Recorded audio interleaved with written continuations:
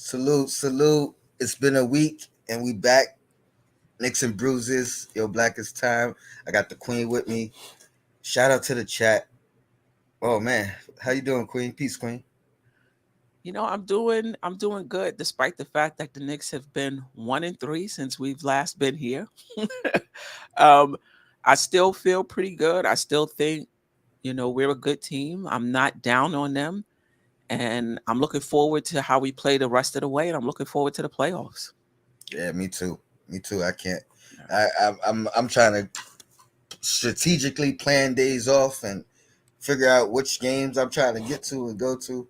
No So I'm doubt. definitely excited. I'm gonna be more prepared this time than I was last time Right. for the playoffs. So Right. that's super exciting.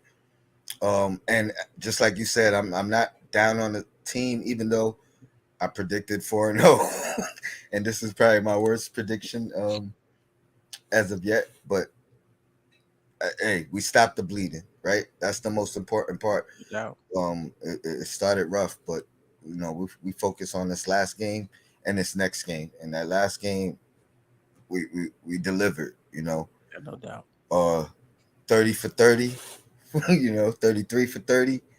Yeah. 30 for Barrett. Barrett's, I feel like he's been on quite a tear lately, but late in the game, in particular, last game, he really showed up and had a game that we've been looking for from him. So shout out Yeah. to Barrett. We'll start with him. What Yeah. what, what was your thoughts on Barrett? Last night in particular, and then a little later we'll talk about him lately. You mean, I'm sorry, I got distracted. You want me to talk about last night's game or just in Yeah, general? last night's game first. I thought he was good last night. He had 30 points. He had 20 of those 30 points in the second half, and he had 13 of those 20 points in the fourth quarter. And we needed every one of them. Was he perfect last night? No. No. But what I'm finding with all of our players is they'll be mostly good, but you can always pick a play or two or a few plays where you're like, what was that? You know what I mean? But for the most part, I thought RJ Barrett was pretty good. He didn't shoot well from the 3-point line, just 1 for 8. But the entire team didn't shoot well from the 3-point line. And that in our 3-game losing streak and last night, we haven't been shooting well from the three. I'm not sure about Charlotte, but I know on the West Coast trip, we haven't been shooting the ball particularly well, especially from the 3-point line. But RJ Barrett, other than the 3-point, I thought he played well last night. Yeah, I agree. I think this is one of his best games this year, particularly because of when he showed up. Down the stretch, he hasn't really had those opportunities this year to be the focal point or the guy who kind of wills us to victory. Right. He's had his moments in Hmm. games, in the Hmm. middle of games. Maybe a stretch early in the fourth quarter as well this season, but it really felt like he put the team on his back late, and we needed him in that moment to do that, and he stepped up, and that's another moment for him.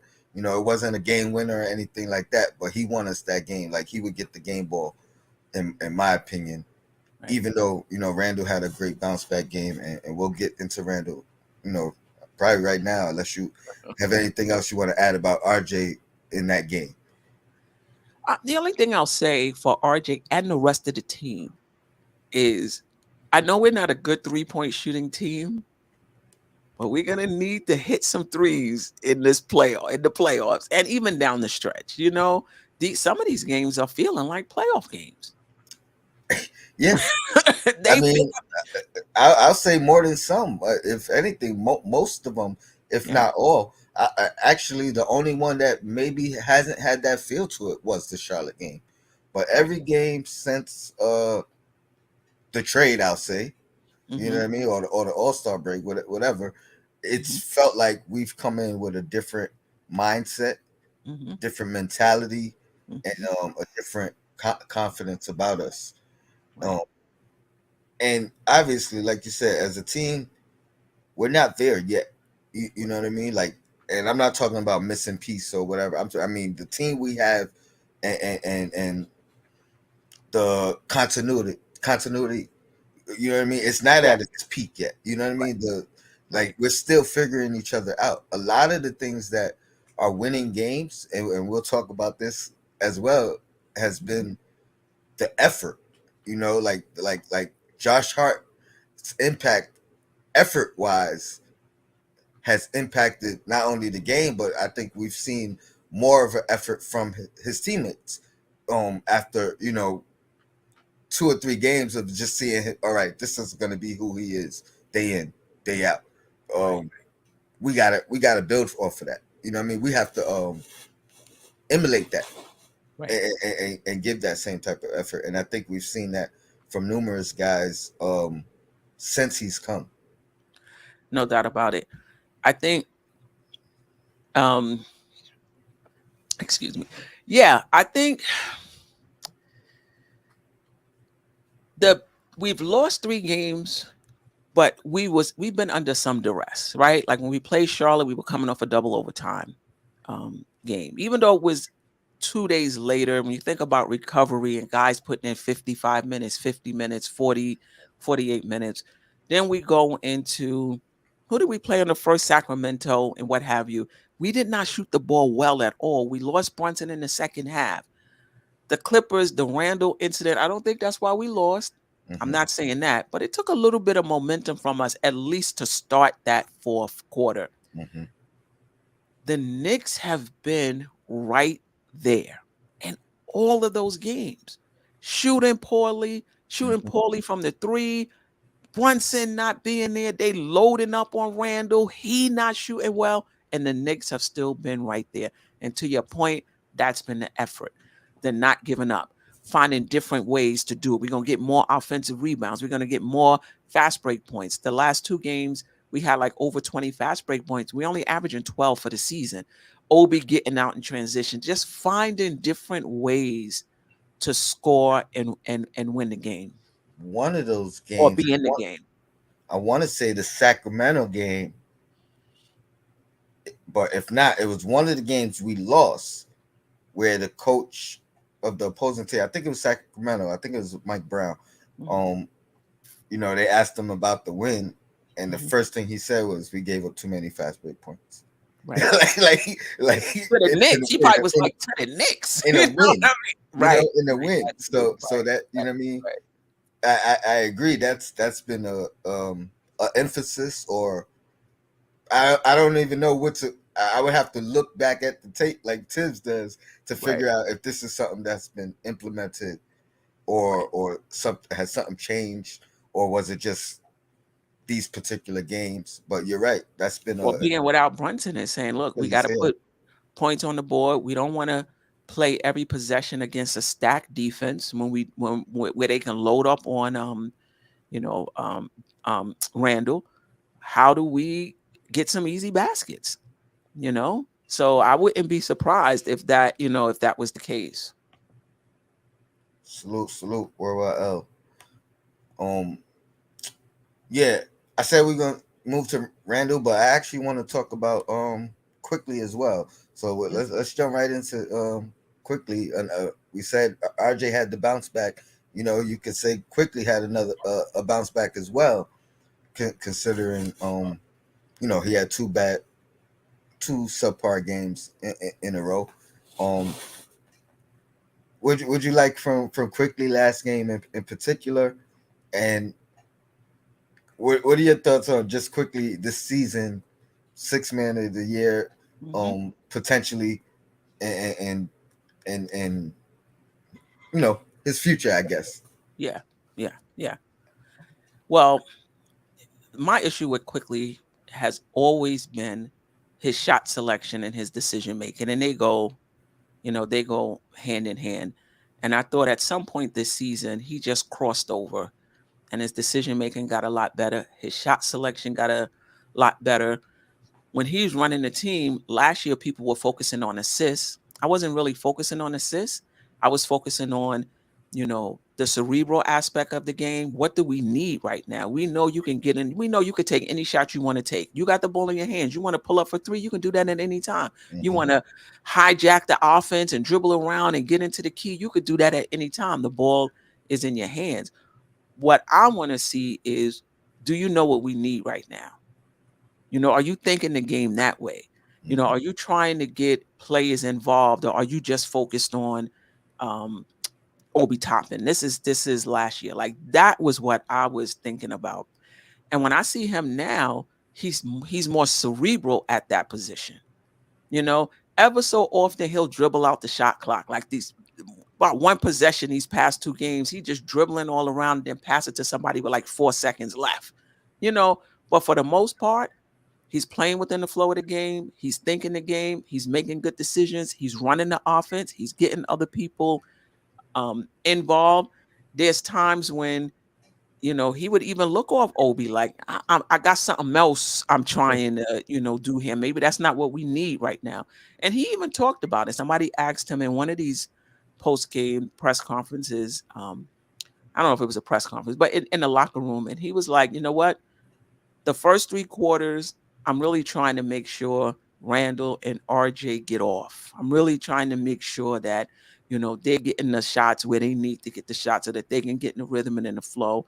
And then I try to be more aggressive in the fourth quarter. He's thinking the game. You know what I mean? So as far as recently, listen, you could play well and not shoot well. He hasn't been shooting well, you know. But in one of those games, I thought his defense was off a little bit. Maybe it was legs, maybe it was tightness. But for the most part, I like what I'm seeing from Quickley, even when he doesn't shoot well. I like what I'm seeing from him. And I think it wasn't last night, but again, was it the Clippers? He had 26 points, Yeah. 10 rebounds. You know Yeah. what I mean? It wasn't his best shooting night. I think he only shot 33% from three. It wasn't his best shooting night, but we needed every point, and we still lost. We still lost. As far as going forward, I'm all in on Immanuel Quickley. I'm all in on Immanuel Quickley. Hopefully, they're able to get a deal done this summer. The versatility of being able to play the one or the two, being able to start or come off the bench, being able to score on all three levels, to three-pointer, in the lane, going to the basket. Um, hopefully we get it done. We could talk about free agents, but the only the first two things I want to hear is that we locked up Immanuel Quickley and Josh Hart. Now we could start talking about if we want to start signing a free agent or trades or whatever. Yeah, I agree. I've gone on record recently and said Quickly has moved up to be my favorite Nick. Like Oh wow. he's the guy whose jersey I think I'm gonna buy next. I'm There you just go. waiting for this for this next off season to pass and see what happens, because I mean, unless I could get an American Express card, then I could swap it out. Right, right. But yeah, man, I think he's the one with the most star potential out of our younger guys. And you brought up a great point, and with him saying looking for Brunson and looking for Randall early, because and RJ, because that's just growth and leadership. You know what I mean? Like, and Right. when you start getting those things, which I think he's picking up from Brunson, obviously, but you start picking up these little leadership tips. You know what I mean? It's only gonna help that growth, and I love what I'm seeing from him. I did want to highlight a comment. My guy B Rob, appreciate you for joining us. He says, imagine if you converted 50% of those offensive rebounds, would have been 3-1 or 4-0 on that stretch. And that's a that's a great point.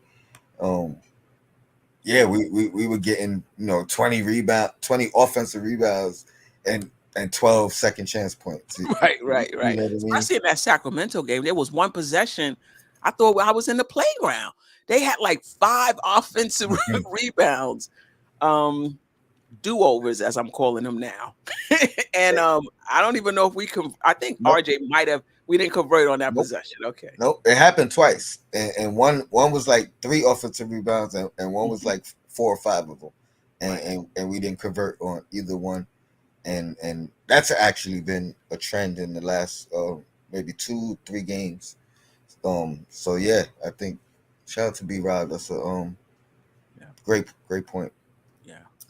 I Uh, think fatigue is a factor, though. It's a factor. I'm fatigue. not. I'm not saying. I ain't saying rest people. I'm just saying. I think it's a factor. I think it's a um, factor. so when you say fatigue, you mean like totality of the season fatigue, right? You're not saying individual game fatigue. You know what I mean? Like, No, no. I think it's a. But and I think it's the same for every team. hmm I think at this late in this late in the season, I don't think anybody is 100%. People of legs have gone a little bit. Remember back in the day, I don't know if they do it now. I don't play video games anymore. They used to have a little energy bar at the top. yep. I think, I think they losing a little energy. Then you get 2-3 days off. You recover a little bit, but you never get back to 100. Yeah. Um, I think some of that is going on, and I know they can't wait. I think after this Portland game Tuesday, they have 3 days off. They don't play again until Saturday, if I'm not mistaken. Yes. And I'll take it a step further with your video game reference. I forgot what game it was, but one had the strength and then one had the stamina, right? Right, So right, here's the thing: if your stamina is low, then right, your strength gets lower faster. You know right, what I mean? right, right, If your stamina is up, you know what I mean. You could take a right, couple more hits and right, right. things Yeah. like that. So, yeah, great, great video game analogy. Um, and I did got another comment here. I think the big key to success in the playoffs is unleashing Quentin Grimes. If he's going to be in that starting lineup, he has to look for more offense. Um, I agree. The key is he's one of the keys, but I think him looking for the offense is not the issue. I think he's actually looked for his offense pretty regularly, if you will. Like he doesn't pass up shots. I think what he needs is to start hitting them open shots, hitting them timely shots. You know what I mean? Like there's no doubt that he's capable. You know what I mean? Like he has one of the, at least aesthetically, has one of the purest jump shots. Forgot about it. You know what I mean? Out there, definitely on the team. Um, so it's really just about getting that confidence and getting on a hot stretch, which he has not been on. Um, and I think he's more than capable. I've gone on record and said, he's capable of winning us a playoff game. Having a 8 for 12 from 3 point Mhm. performance night and being the catalyst of why we win that particular game or so. And another credit to Grimes is his I'm losing a blank on the terminology, but the pump fake and then attacking the basket, like that has been superb in my opinion. No doubt Um, about and actually finishing or getting to the line. You, it. you Yep. know what I mean? Like he has to have one of the highest percentages on the team as far as that, and then Yeah. the decision of when to attack the closeouts and when not Right. to. Yes. Superb on my part. So my only thing on him is just he's got to get into a hot stretch, and he's more than capable of doing it. Yeah. He's gonna be really, really good. He's gonna be really, really good. Um, I think you're right. It's the being consistent with the shot. And I get it. Some people will say, well, he doesn't shoot enough. When you look at these shooters in this league, it's just automatic. Whenever they get it, it's 50-50. It's going to go in. I don't Hmm. care if I ain't touch it in the past 10 minutes. It's still 50-50 that it's going to go in. That's what we need from him because he gets a lot of open shots off of Randall and Brunson. He knocked down those shots, and a lot of them are timely. And by that meaning, we need a shot right here to get Hmm. back in the game, or we need this shot right here to stave Stop the them off bleeding. because they're Stop the stop the bleeding. bleeding because they're trying to get back into the game. When he gets to the point where he's a Buddy Hield or won it on that level, and I think he can get to that level, if not better, the Knicks they're gonna be a different team because now you got to pick your point. You're gonna double me, and you're gonna give him space. Okay, all And right. He's gonna make you pay. another thing that I loved about Grimes, we're talking about inconsistency or just being more consistent. One thing that has not changed is his confidence. You know what I mean? He doesn't turn down shots. You know what I mean? So that right there alone makes me confident in his ability and that he can turn it around or he will turn it around Agree. because he doesn't turn down shots. He can miss three. He's still gonna pull up that fourth one. He's still gonna Mm-hmm. shoot that fifth one. So Mm-hmm. I mean, I think the opportunity is actually there already. I think Mm-hmm. it's just really about him honing in and getting that high stretch and we get that from him in come up. Oh my god! In combination with the rest of the team, you know what I mean? Like, oh man, like you said, the sky's the That's limit. that's what I think is missing. Like, we're not a very good shooting team. We're in the Mhm. 20s in 3-point percentage, overall field goal percentage, and free throw percentage. Out of 30 teams, we're in the 20s. We start getting that perimeter shooting. You're gonna have to pick your poison. See, this is what Milwaukee did when they was building around Giannis. Miami was able to win that series because they put a wall around them and they didn't have shooters, right? Once they got those perimeter shooters, you have to pick your poison. He, Giannis is going to the paint. He's going downhill. Now you're gonna build a wall and stop him and leave all of these shooters around him, which he can get the ball to, right? Or you're gonna cover them and leave the lane open for Giannis. Pick your poison. Same thing with Randle and Brunson if we can get some good shooters. So and hopefully that develops internally. Hopefully we don't have to go out and get somebody. Grimes can become that. Quickly become more of that. RJ Barrett can become more of that. Yeah. You want to get him, Queen? Because I don't think I have the energy. What was that? Ralph I on hope. real What did he say? Oh, excuses. Obi needs 1 minute. maybe he does, but it's it doesn't. These decisions aren't made in a vacuum. You have to make these decisions based on in real time on in terms of what's going on with this particular team. And on this particular team, Randall is having an all-star season. And so are you going to give Obi Toppin more minutes at the expense of Randall? Probably not. And he's in a tough spot right now. Um, he's in a tough spot. I don't see where you can get him more minutes. Here's what I'll say. Can we just enjoy the fact that he's actually producing in the minutes that he's getting and hope that part continues? Because I that was about to say because that's not always the case. yes, And that's not that's the always the other case. thing. People's And like, oh, bring Randall's minutes down to no, no, no. It's not always that Obi balls out in his minutes. So you got to be sure of that guy. When you're going to take an all-star player and reduce his minutes, I don't know what he's playing. Let's just say he's playing 38. You're going to reduce it to 32. You're going to give Obi Toppin 6 more minutes. Are you going to get more production out of Obi Toppin in that 6 minutes than if those 6 minutes went to Randall? So that's the decision the coaches have to make, and I'm pretty sure that's part of it. Even if Randall is 75%, they may still think I'm gonna get more out of a 75% Randall in this six minutes than I'm gonna get from 100% Obi. And also talking about offense, defense, and rebounding. mhm. Yeah, and to be honest, like I'm not even trying to get into the debate. I'm just honestly happy that Obi has finding ways to contribute.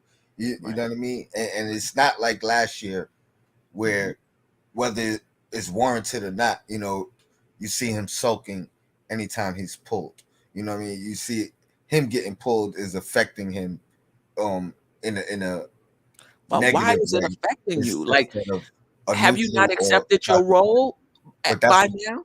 but that's I think this year it's different. Last year we seen that. You know what I Oh, I mean? thought you were saying this year No, you no, see. no, no. I'm glad that that's gone. You know what I mean? Like Oh, I see what you're saying. Yes, you know yes, what I mean? yes, Last year he get yes. pulled, he's sulking. You know what I mean? He don't understand why I'm having a good game, or sometimes I'm not, but I haven't played enough to have. You know what I mean? Like No, oh, I he's get you. figuring out how to get his rhythm in his minutes. You know what I mean? And living with the results of when he plays, that's out of his control. You know what I Yes, mean? Like, so no you doubt. control what's in your control and play well when you get the minutes you get. So Yeah, yeah, I'm definitely happy that he's contributing in whatever minutes he gets. And that's part of that sacrifice thing that Tibbs always says. You know what I mean? Everybody's not gonna get the same minutes every night. right, Some people are, but right, everybody's not. right. Let me just shout out Didi. Hello from France. Appreciate you listening for France. I think you guys are ahead of us. What is it, like 12 o'clock out there, 11 o'clock out there? I appreciate you. If I knew Make some sure you French, subscribe. I Make sure you speak it. subscribe to the channel Yes, and Dope Soul Sports Talk and Dope Soul Sports Talk. and nothing Exactly. but Knicks and And nothing everybody but else Nick. in MBK Yeah, fan. You know what I yeah, mean? Appreciate you. I guess we could move into the Randall discussion. yep. What I don't know. Can we even start with last game without referencing the Pride game? It's a bounce back game for him, but Right. I guess we got to Bouncing back talk from about what? what he's bouncing Right, back from. So right, right. and you brought up a great question, in off camera, um, about the response that we've seen for Randall's meltdown. We'll call it, right. Yeah. Uh, it's maybe the second one this year.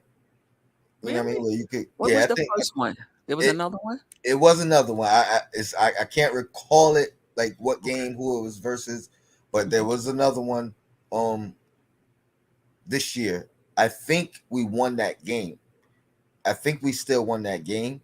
So I think it kind of got, what I mean, we ain't really discuss it too heavily. Okay. Um, but even so, you know what I mean? Like he had to been calmed down by the teammates, by the coaches. You know what I mean? Speculation. Some people say he was going after the coach. I don't know. What, This was what, that the yeah, first yes, time or yeah. this. No, this is just. Oh, okay, yeah. I mean, like, yes, he was being restrained and he was going towards one of the assistants, but I don't, and talking to that person, but I don't know. We don't know what was being said and the Right. context of it. He could have been demonstrative, but still talking about refereeing, and I that. hope you don't mind, Tony, No, putting up not with at all. oh, Not at all. Oh, appreciate you. appreciate it. Appreciate you, Didi. Um, but yeah, what are your thoughts on the meltdown itself? Um, and the response, from I'll say the fan base more than anything else. It wasn't really Right, in right, the media per se, mainstream media. right. I understood the frustration. I mean, he was getting, yeah, basically kung fu karate kicked out there. So I definitely understood the frustration. And then Paul George or Kawhi would get a little push or a little hit or something like that, and they go into the line.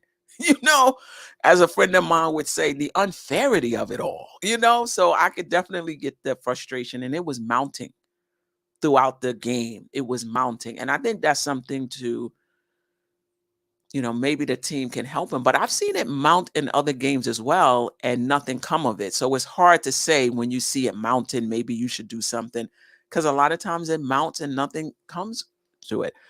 Listen, I thought he went over the line. He lost it. Put it that way. He lost it. Um, he had to be physically restrained by Tibbs. You never wanted to get to that, to that point. Johnny Bryant had to talk to him. Kudos to Fournier. Fournier ain't played since I don't know what. And that just lets you know he's still engaged. He still understands the moment and how important it is. And he was in his face like, well, I don't know what he was saying to him. Veteran leadership. Right. So kudos to him.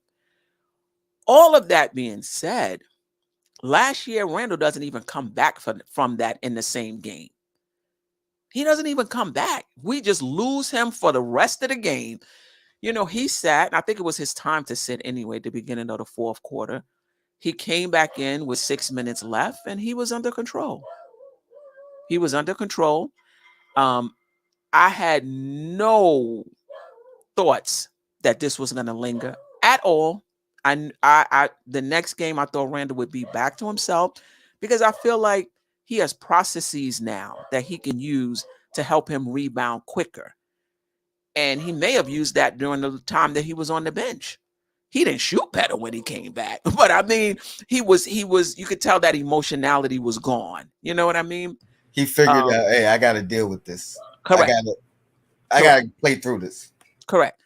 So he came back in the second half. The emotionality he was under control. He came back yesterday. He scored 25 points in the first half. You know what I mean? So to me, he lost it, but it's not the same old Randle.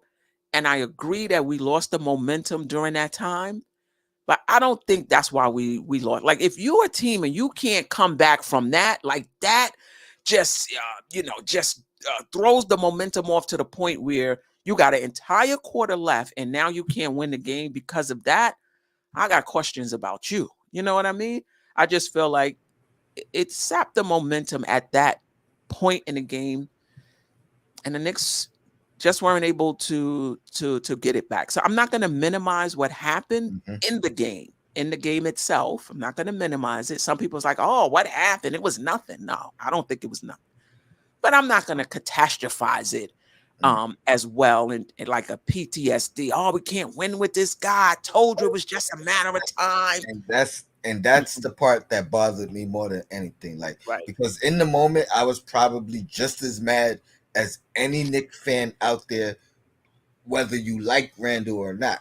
Right. But the problem is the fans who do not like Randle wait for any and every moment to say something negative. Oh, he reverted back to who he was. I thought that was who he was. How about who he was all season long this year? Correct. So correct. One moment you're gonna say he reverted back to last year, which was arguably his darkest moment in his career. You know what I mean? So that's the part that I don't like.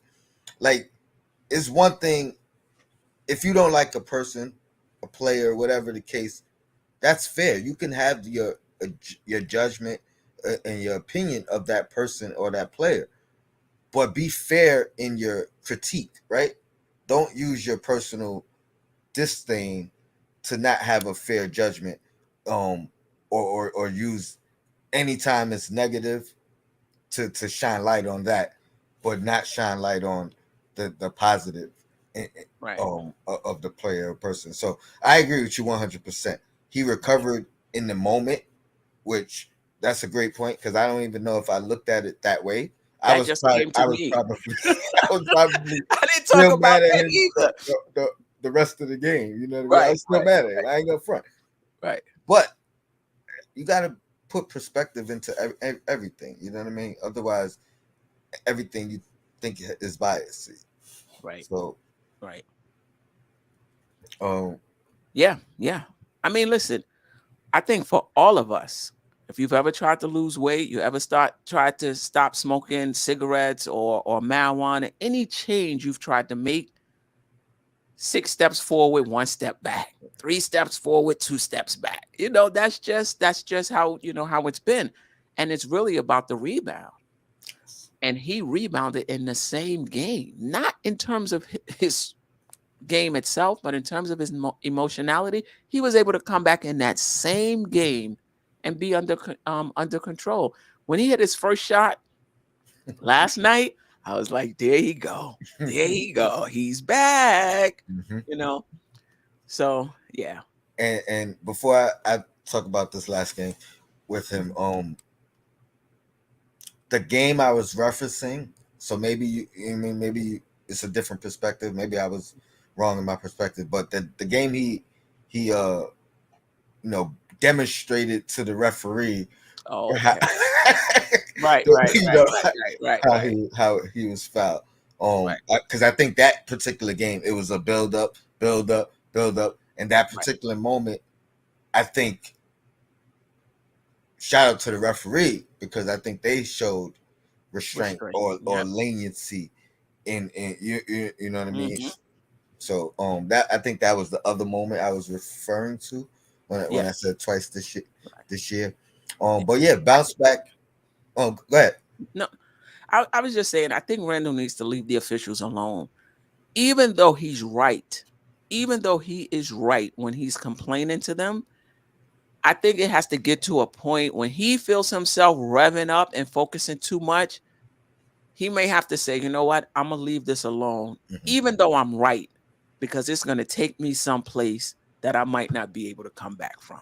I think the the best policy, in my opinion, Hmm. is don't never react immediately. Meaning, continue to play, finish the play, run back on defense. Because a lot of times those things, we still see. He's talking to the official Hmm. up the court, and now your guy Right, scores. right. You know what I mean? And now you mad at yourself, but you know what I mean? You're mad at yourself, but you're expressing even more anger for the previous play. But no, that's your fault. You know what I mean? So wait till a timeout, wait Hmm. till a free throw, wait till a particular moment, a dead ball situation, and now go approach the particular referee and voice your opinion. You know what I mean? Because I am not gonna lie. One thing that I will say is I think as much as he has not reverted, as much as he's gotten to a better place, I think his interaction with the referees are borderline a lot. You know what I mean? Like I Yeah, yeah, give the referees a lot of props because last year I think he had a worse reputation, yeah. Hmm. and somehow it didn't transfer into this year. You know what I mean? The Right. reputation of what was going on last year didn't stay lingering with the referees this year. You know what I Hmm. mean? So I think they he's gotten better, but they've gotten better as well. Like Right, they let right. a lot of things go. Go. Yeah, yeah, yeah, Where yeah, if your reputation is bad, they're not. You know what I mean? yeah. Sure. This past game, but yeah, 33 points. Would you say 25? That was the 25 in the first half. 25 in the first half, 30, 33 for the game. Yeah. Um, Battling out with D'Lo. D'Lo had a Yeah. phenomenal game. I ain't gonna lie. I hate to even talk about the Laker part, but um, it just brought me back to me and Sim. We both wanted Randall and D'Lo. You know what I And mean? D'Lo. During Yeah. during that free agency year, and looking at the way he balled out, I was just like, we was probably right. But of course, Yeah. Brunson wasn't there, and it made it easier to kind of wonder and go back. Um, but I'm happy with Brunson, obviously. But yeah, Randall 25 in the first half, 33 for the game. Great first half, carried us. Um, Hmm. Battled his old team, battled his own old teammates in D'Lo and in AD. Yeah. I, it was we needed that from him just as much as we needed RJ finishing the way he finished. I Right. think we needed Randall to come back, forget the previous game, and have one of his best first halves, probably Mhm. of his career. To be honest, you know Mhm. what I mean. I think Were you that's. concerned? Were you like looking forward to this game to see how he would respond? I was less concerned because of he tends to play well against the Lakers, against his former teams. He tends to play well against his former teammates as well. Like so, the fact that AD's there, Like I thought he would be up for the game. Mm-hmm. I was more concerned with, did we have enough surrounding him? You know what I mean? Like, That's um, still and 25 in the first, 33 for the game. He really didn't have a pretty a good second half, but it was great that he came back, bounced back, and then the team was able to pick it up. RJ quickly, right.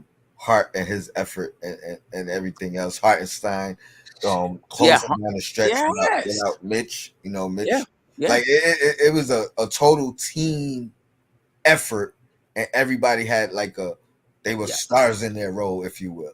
Yeah. McBride had 8 points. Let me tell you, these last Defense. few games, when they pass the ball to McBride, I'm telling you, don't get mad, family. I'd be like, what are y'all doing? But that's the right play because he's a little more open than the person with the ball. So they're making the right play. But he's shooting like 20 something. I'm like, come on, just And take it. I know it's a little and contested, but and, just take it. And he knocked him down. and Queen, they're not making the right play all the time because Yeah, that's true. just as much as they give it to McBride, I Mhm. think they don't give it to McBride a lot as well. Because it was a few plays, like subconsciously, I'm like, oh, pass the ball, he's open, and then I'm like, oh, it's McBride. You know what I mean? Okay, so they do. So they do miss. So All I right. think they do a little bit of both. But shout Okay. out to him for knocking them down. The bench And was phenomenal. even the announcer was saying, hey, if he can start knocking those open jump shots down, and this is, I'm assuming that particular, I forgot what announcer it was, but I'm assuming he don't watch KMD. every Knicks game. Yeah. Yeah, you know what I mean. I'm assuming he don't watch every Knicks game, but so Right. the fact for him to be like, yo, if he can knock that down consistently, coach has to find minutes for him. Right. You know what I mean? And he said that before he started hitting the shots too. Right. Like, Right. Yeah. so McBride was good. He had 8. Obi had 9. Hart didn't score 0 points, but he had 11 rebounds, 3. I think it was 2 or 3 steals, 2 or 3 assists, a block. Like Hart was just all over the place. I think, was it him? I think he was a plus 21 with 0 points. Yeah, he was just, and you could see the impact he was having on the game. You're not going to stop AD. Don't get me wrong. Now, I ain't going to sit here and say he stopped AD, but you create, a little bit of, a challenge for him. And then what can we say about Josh Hart? He show up in the box score, and then there's certain things he do. The way he moves the ball to the next player to get them an easier shot. The way he can dribble up, he can go coast to coast, but sometimes he'll pass it ahead. He's getting Obi in transition. I was gonna say now he's been the number one impact on our transition, in my opinion, because like you said, that coast to coast, he does that once or twice a game. You know what I mean? He's constantly in attack mode early. Right. You know what I mean? Like off the rebound, he's looking to attack, whether it's himself, whether it's the leak pass. You know what I mean? And that changes things. That change, you know what I mean? So now you catching the defense off guard within the first 7 seconds, 10 seconds of the shot clock. And if it doesn't pan out, you still have 14 seconds to man the play. And then on the flip side of that, if he's not doing that part, and we're running our regular offense and whatever transpires, he's giving you that second effort, that offensive rebound, that tap out. Right. But look where he comes for the offensive rebound. It's not even like he's under the basket. He will fly in from, I don't know where he's coming from wherever the hole is. To get the offensive rebound. From wherever that lapse is in the boxing out, that's where he's attacking. Right. And it's consistently. It's play. And he hit 2 big 3-pointers. Yes. He hit 2 big 3-pointers for us. One down. Right. And he took the 2 clutch free throws. And talk about a utility person. Yes. I think he should take more 3-pointers. And I think he should I think he could score more, whether it's threes or twos, whatever. I really think he could score more, but that's not what he's looking at. He's just like, what do we need? And I honestly, that's what I love about him the most, because he's impacting the game night in and night out without affecting anybody else on the team. In like, he's not taking shots from anybody. He's not, you know what I mean? He's actually just filling in. All right, he's filling in holes. You know what I mean? So if we don't have a strong rebounder on the floor, he's gonna fill that hole and close that gap in what this guy doesn't produce. You know what I mean? Like, and I mean, I said it a few times. I'm gonna say it again. He's that player that when you're a championship team and you're trying to look for that final piece, that's the guy that you try to go bring in, that utility guy, and his impact on this team. I mean, it's not written yet, but oh my goodness, it feels like he's elevating us into that. No you know doubt what I mean? Into that sphere without being the star, without being the, you know what I mean, the guy He's who a gets star in his role. The notoriety. Yeah, he's a star in his role. When you think about the years when Golden State won the championship, how important Draymond Green was. He may have scored 8 points. People was calling him triple single. He may have scored 8 points and had 8 rebounds and 6 assists. But if you watch that game, you could tell that his impact went well beyond the box score. And that's how it is with Hart. To a lesser degree, you could even say AI, Andre Iguodala. Like the same type of impact, you know what I mean, with same team with Golden State Warriors. So I think you're because I think he has maybe less of a defensive impact than Draymond per se, but everything else, absolutely. You know what I mean? Like right pass, you know what I mean? Effort, disruptor. You know what I mean? Like, but yeah, I agree 100%. Hart has been a godsend. Now you want to talk about me get real down on the Knicks? Let him opt out and sign somewhere else. Oh, I'm gonna have to take a break. I'm gonna have to take a I'm gonna have to miss a week so to get myself. Here's the thing, Queen. Here's the thing. I know it's gonna impact you regardless, but what if somebody comes with that bag? Then the Knicks better come with their bag. You know what I mean? So money will not. I'm just saying, if somebody pays him like, all right, we wanted to bring you here, but we want to bring you here in a different role. Like, we want you to be our number one, like not the utility. Like that's what I'm saying. What if they pay him like that? And I don't necessarily foresee it happening. I think. Yeah, I mean, I would feel better if it was like the other team was just reckless with what they offered him, and the Knicks were like, we can't give him 22 million. Like, we just can't give him 22 million. You know, I would feel a little bit. I'll still be disappointed, but not in the Knicks. But the funny thing is, I think he could go up to that range. 22 million? I'm thinking he could go up to 20 easily. I think he can. And the salary cap going up.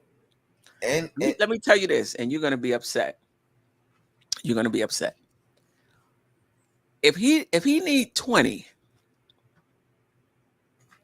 I'm giving him the 20, and I'm gonna try to move RJ Barrett. To me personally, I value Josh Hart, and I'm not down on RJ Barrett. He's having an uneven season. Don't get me wrong. I think he's gonna bounce back, just like Julius Randle did. I don't think that, I don't think he's trash. I don't think this is his ceiling. I do think he'll get better. However, I value Josh Hart more than I value RJ Barrett on this team, because I just think RJ Barrett is just bringing more of the same.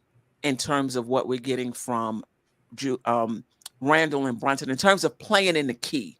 He's given us more Let, of the same. let me ask you this then, Mhm. because this is where I might get upset. So let me ask you this: if the Knicks have to pay him $20 million, are you saying we have to move RJ? I don't know, but Or this you is the thing. saying, because I feel like that they don't have to be um One doesn't have to be the other. connected. You know what I Um, mean? I feel like we could give him the 20 and keep RJ. this is the But thing. I agree in that if we're going for that next move, we might have to include him. I don't Correct. necessarily want to, but we might have to. So Correct. that, you Because know what I this is mean? the thing. This is the thing.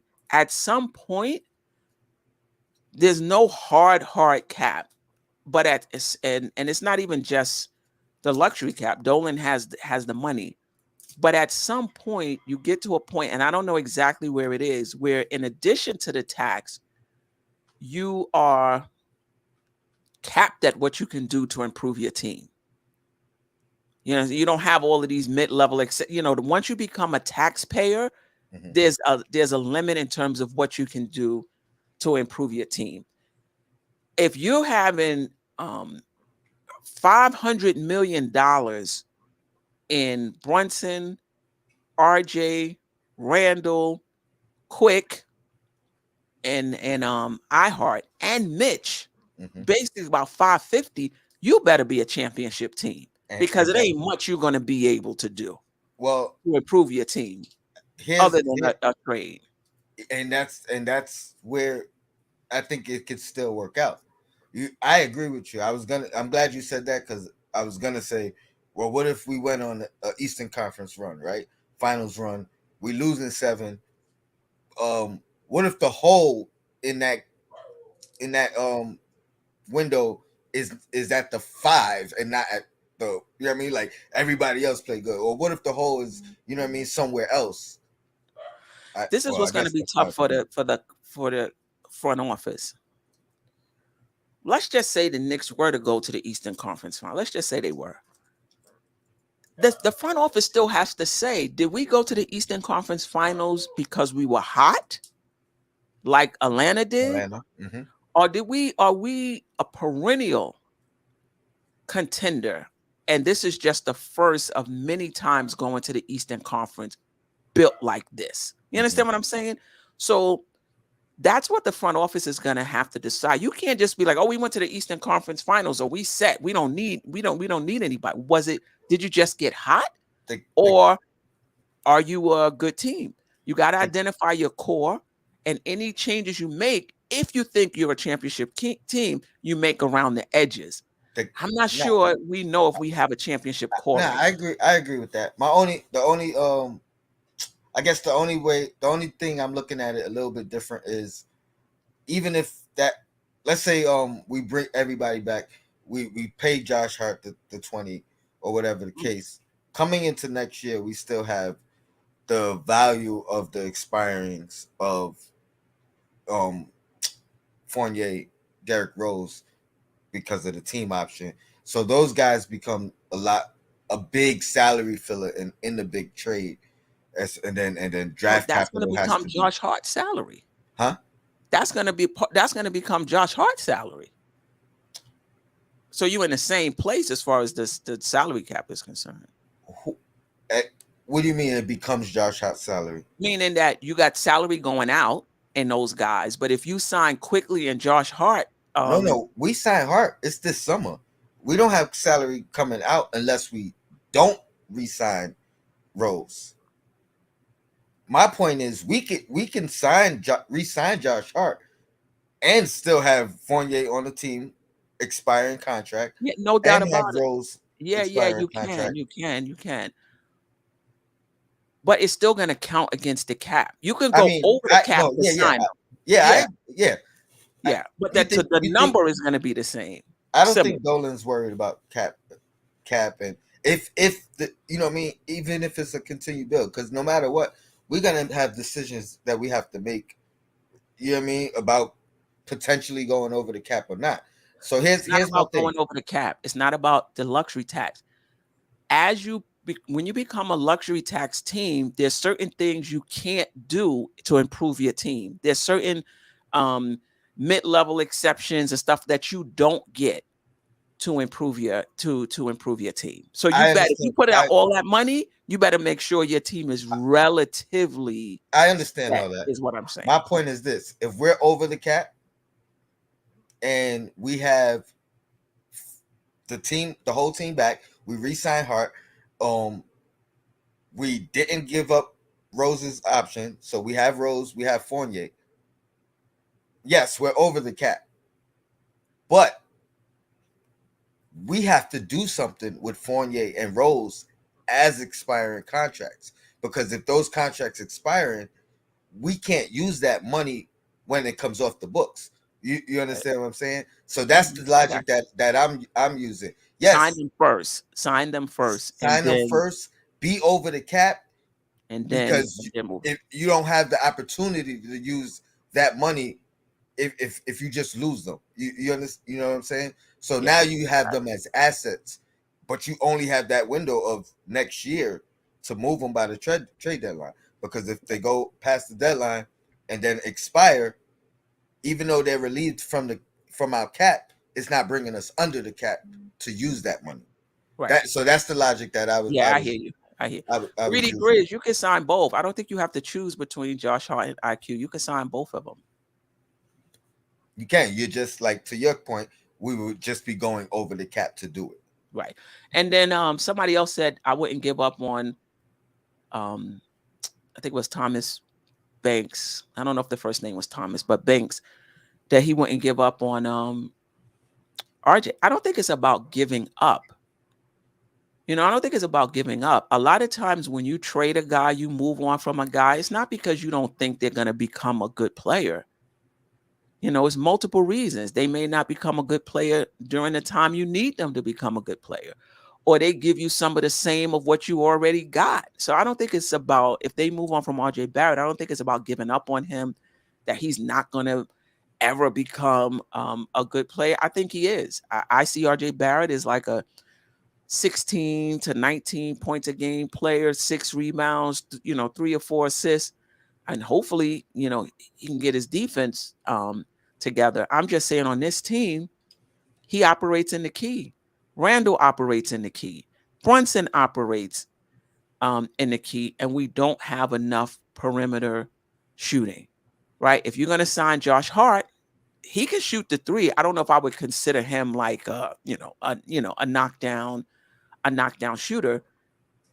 I wouldn't be upset, What's what's RJ's base salary next year? 23, I want to say. 23. Might be in the 20s, low 20s. Yeah, and I hate to do this, but I feel I agree with a lot of your points. I feel like it could still work with the two of them. The two of who? What Hart and RJ. Like, my question to you would be, and we've talked about this, in the past, but what if it was a swap in roles? What if Hart is inserted as a starter and RJ is playing in that second unit, which, where you talk about them operating, him and RJ operating in the same areas. Now he still gets I mean, basically he's playing with the second unit, and he's splitting his minutes with the first unit and second unit anyway. You know what I mean? And I think that's pretty strategic, for the most part. Yeah, I think for me, I'm not paying somebody $100 and something million to come off the bench, because I just think you can get something better for that money. We need, and RJ Barrett can become this. He can become this on this wings, and I'm hoping that Grimes becomes this sooner than later. On those wings, that's 2 and 3 spot. We need some knockdown shooters. We need knockdown shooters. RJ likes to go to the basket. That's great. I don't know if that's what we need as a team. We got players that can go to the basket. We need perimeter shooting. That's what we need. And so sometimes you trade a guy for a better fit. Yeah, I Just mean, because they're a better fit, not because you don't like them, not because you don't think they're going to be good. You just need a better fit.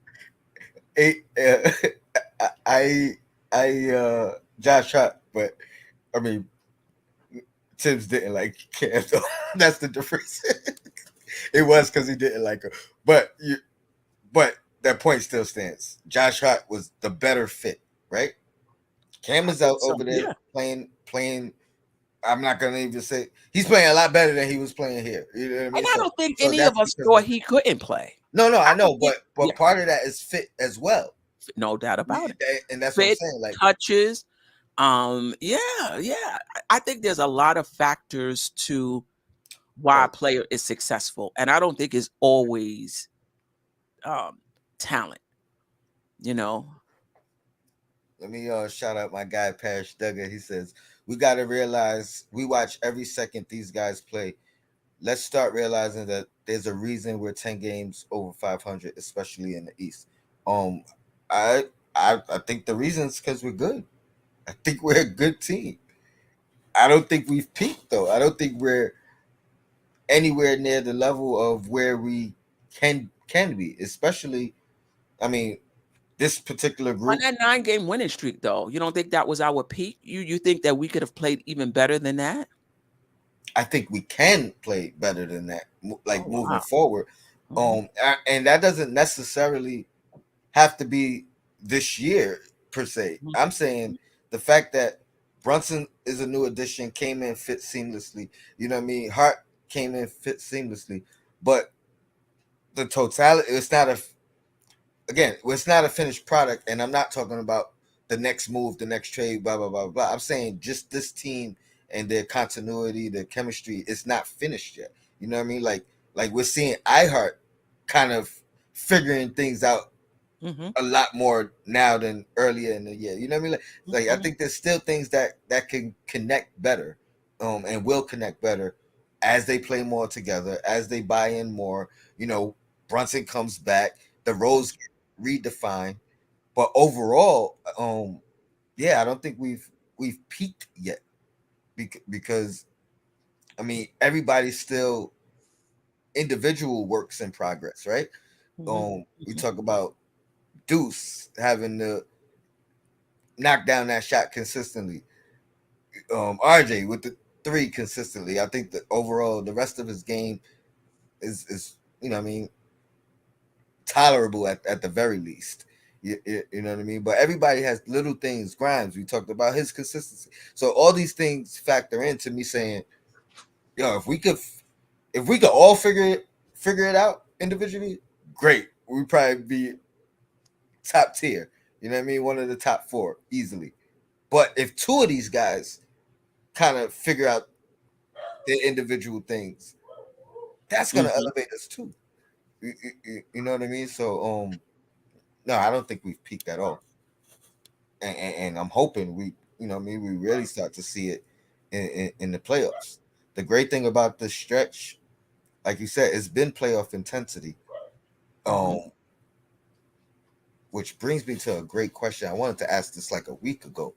Um, I want to say it was Gilbert Arenas talking about the Knicks.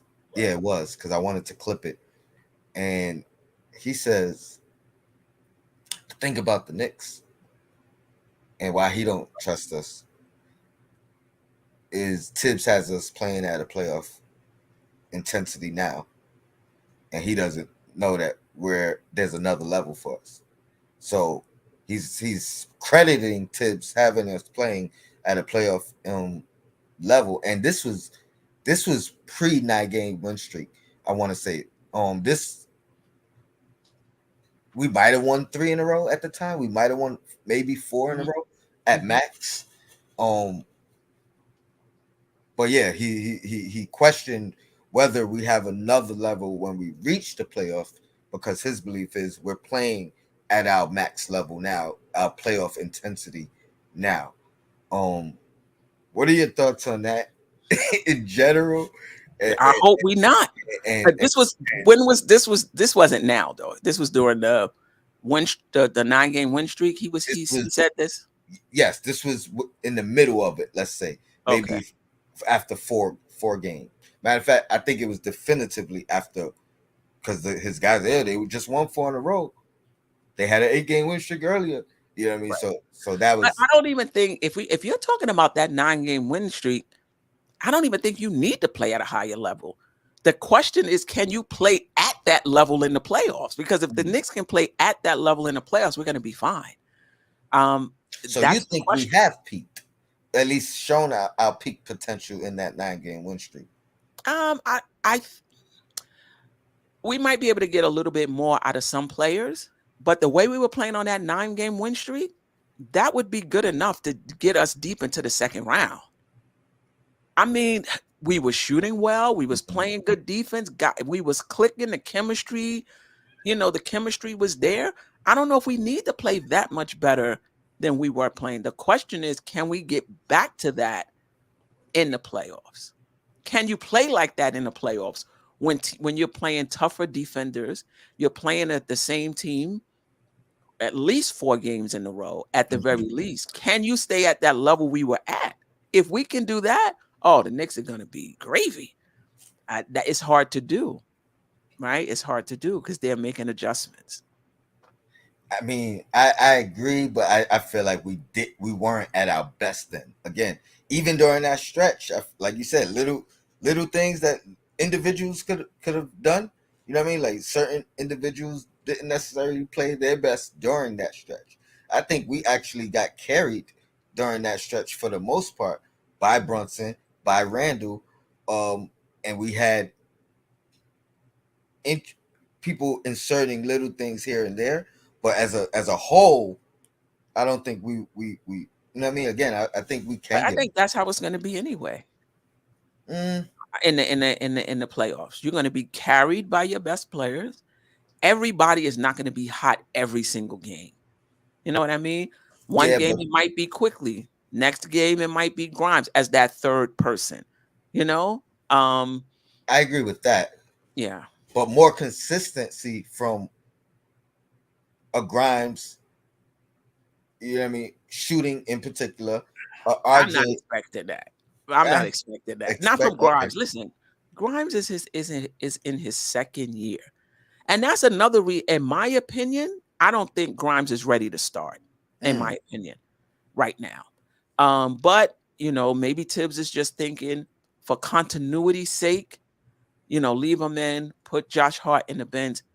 To me, he's not ready to start right now. Defensively, yes. Shooting wise, he's not as reliable as we need him to be. If you look at the stats, he might be maybe an average or above average 3-point shooter, but it doesn't show up that way in the games. It shows up as 6 for something, and in the next game, 0 for 5. It's just too up and down. I'm more concerned because it sounds like you would do the swap of Grimes Hart. No, I wouldn't. No, I mean before Hart RJ. No. I don't even, to me, it's not even about starter bench. To me, it's about if Grimes takes the next step next year, like I expect him to do, just like Quickley did, we're going to be fine. If he doesn't, that knockdown shooter we need at that position is not on this team. So you basically just saying you giving him another year, where I'm having. I think we have kind of the same expectation. I just think he's capable of it now. I think because of his mindset, I think he has that kind of mindset that he's capable of it now, and the fact that but why hasn't he done it? It's nothing technical. Like we've said, his shot looks good every time. It looks the same every time. But it's not technical. This is not a technical issue. The hardest thing for any young player is to be consistent. That's something you got to improve on as well. So to me, it's not a technical. His shot is textbook. That's not the issue. To me, that's not the issue. It's we know what we're gonna get from you game in and game out. And for Grimes, we don't know. Defensively, we know. Offensively, we don't know. He might give us 22 points and take 6 3-pointers and hit 3 or 4 of them. He might take 5 3-pointers and hit 1. I think we're saying the same thing. And don't get me wrong, I'm not expecting his peak this year. You know what I mean? Like even next year. Right. You know what I mean? But I just think he can be a little bit more consistent this year. I don't think it's incapable. I think. Do we remember Quickley in his second year? Remember RJ in his second year? Remember Mitch in his second year? I think the hallmark of being a second year player is to be inconsistent. I'm looking at it a little differently though, just because of the role. Like his role is not what Quickley's was or RJ. Like basically, if he hits the gym a little bit more, just keep working, keep doing them, taking them shots, I think eventually it will turn around. Or at the very least, Tony. He'll hit a hot. He can hit a hot stretch. Let's put it like that. And listen, anybody can hit a hot stretch. Well, I mean, and if he hits a hot stretch in the playoffs, that's what I'm talking about. Yeah, like, I mean that's possible. All I'm saying is I'm not expecting that from him in his second year. If he does it, that would be awesome. But most second-year players are inconsistent. It takes years to work into the consistency that RJ hasn't found. And even his fourth year, I think Quickley has found it. I think he's a bit more consistent. I just don't think Grimes is there yet. And I don't know if we can expect him to be. If he does it, it's a welcome surprise. But he's right where he needs to be in his development, in my opinion. He's right where he needs to be. He's not behind. I'm not disagreeing with you. Yeah. I'm just saying he has the most opportunities. Like he has the opportunity is there for him. Like for the taking. And I don't foresee it changing. And personally, I wouldn't change it. Like you said the same, but I wouldn't switch. I wouldn't change the lineup. I wouldn't insert. I wouldn't change the lineup. No, I know. I wouldn't change the lineup. But he honestly, needs to come around quick for next season. As good as Hart is shooting the three, I prefer.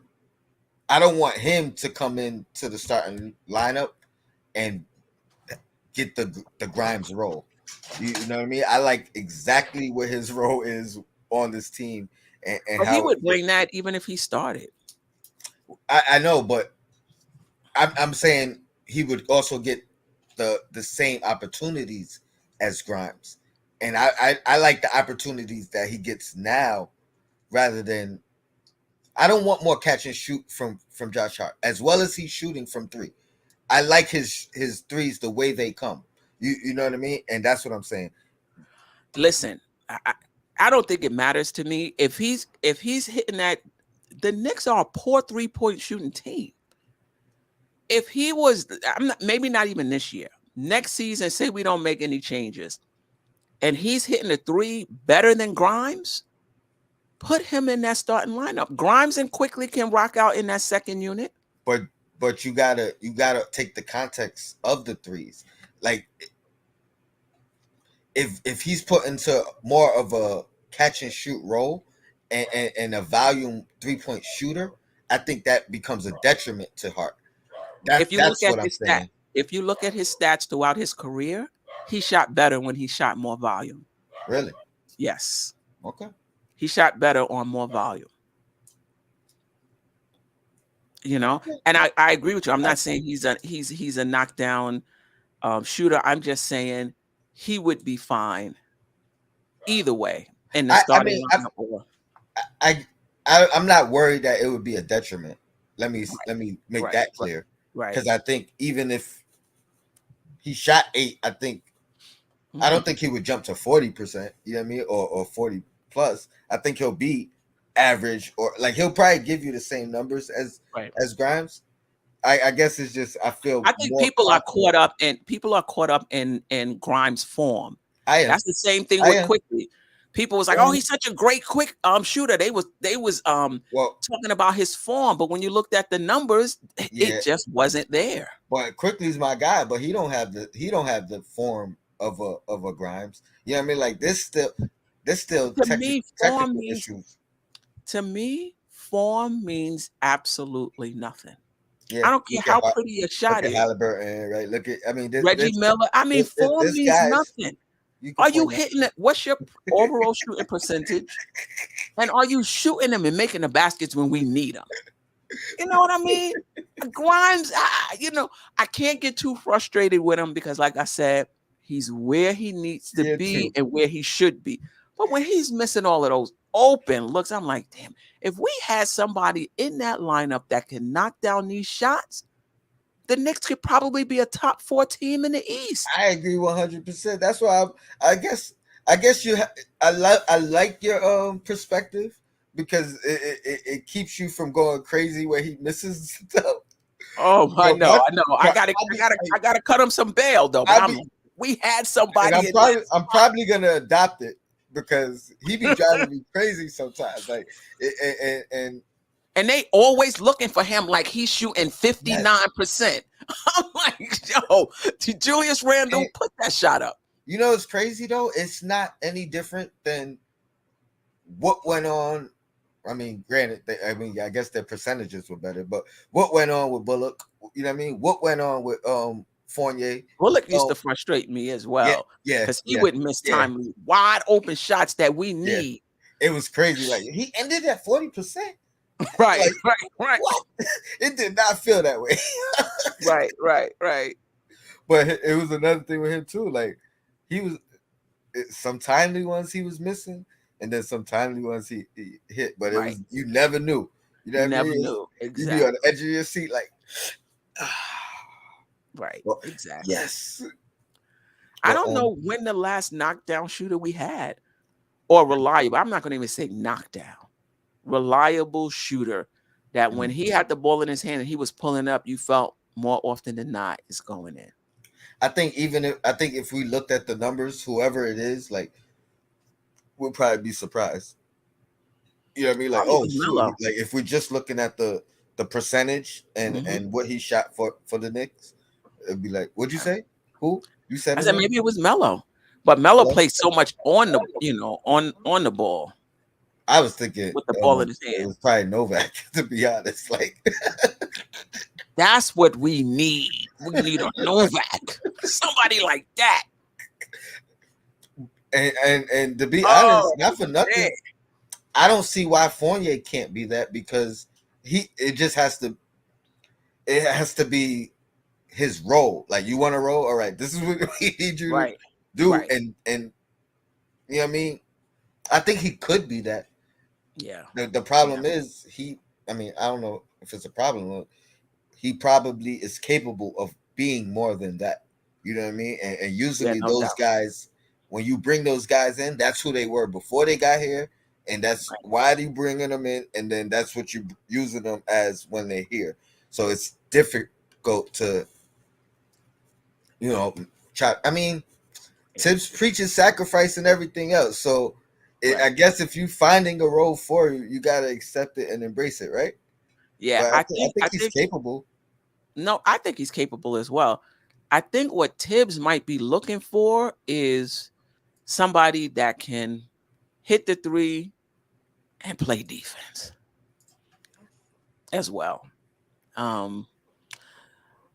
See, I always believe that there's room in the rotation for a guy who can shoot and not play great defense if the other players in your rotation are pretty good defenders. You could get away with it.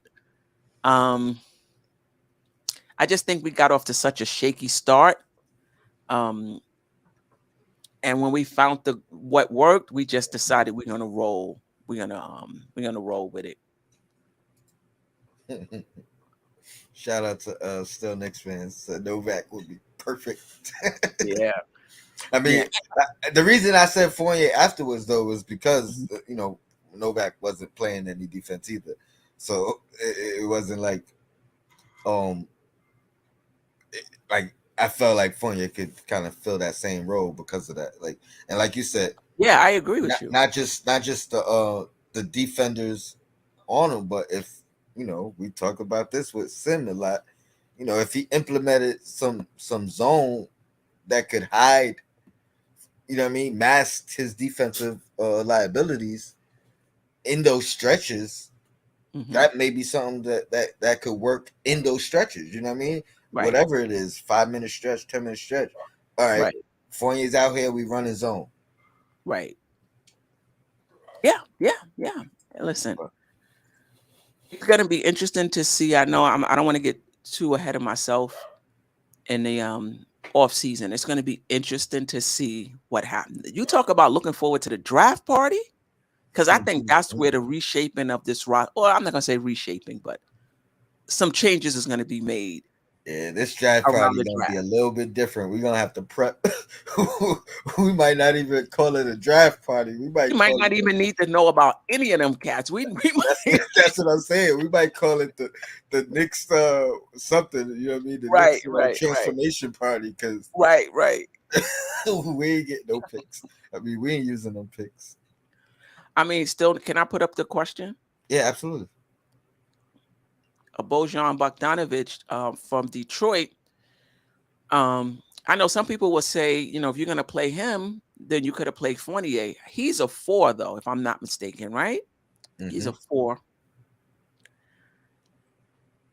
My preference is for two-way players, but if the rest, like I don't think you could bring in Bogdanovic and you still got RJ if he doesn't improve on defense. You got Brunson, like that.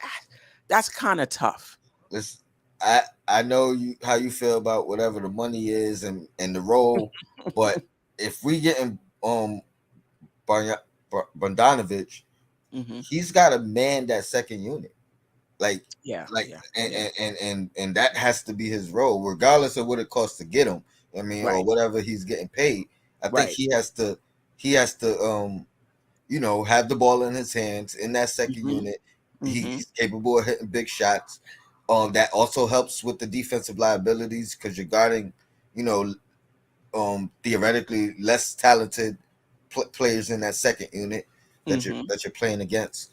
So I think you could find a role for him in that aspect. I felt like you could have found a role for Fournier in that in Hmm. that Hmm. what I mean, in the second unit where maybe he's guarding less talented players for the most part. Um they say he's listed as a small forward, but He's not. listed as a small forward. Okay. Um I mean, I think he fits either way though. Yeah. Yeah. Yeah. Any Um. any yeah, what was you gonna say? No. No. No. Not nothing. You was about to ask, is there anything else? Yeah, anything else you want to cover? I know we got Queen's Court at 8:30. 8:30. Yeah, we got an We hour and got a like an half. We hour got and a a little half. Get time in in, between. go get me something to eat. Yeah. Salute Cam. Cam from the kickback. Appreciate you. 914 14's finest. I appreciate you. Not Um, where's that? 914. That's the city. yeah. No, not I don't even know. Where's 914? I don't know. I don't know what 914 is. Because I was thinking 917. I know. So I don't Um, I don't know. yeah. Well, salute. Definitely appreciate you joining. Um, I'm debating on still doing the losers lounge tonight and highlighting some of them Laker comments. So look out for that possibly tonight um on MBK. Hmm. And then if not, next week. I'll see you guys back next week. I appreciate you joining as always, Queen. Yeah. Oh, Always here Westchester. Yes, supporting. yes. Westchester. So that is the New York area. I knew it was familiar. Yeah, I was like, I know I doubted it. I know Yeah, I've yeah, been yeah. there. Yeah, I knew it was familiar. Yeah. Let me stop telling on myself. But shout out to the chat. Ill Black is time. Until next time. Queen, Peace. appreciate you always. Of course.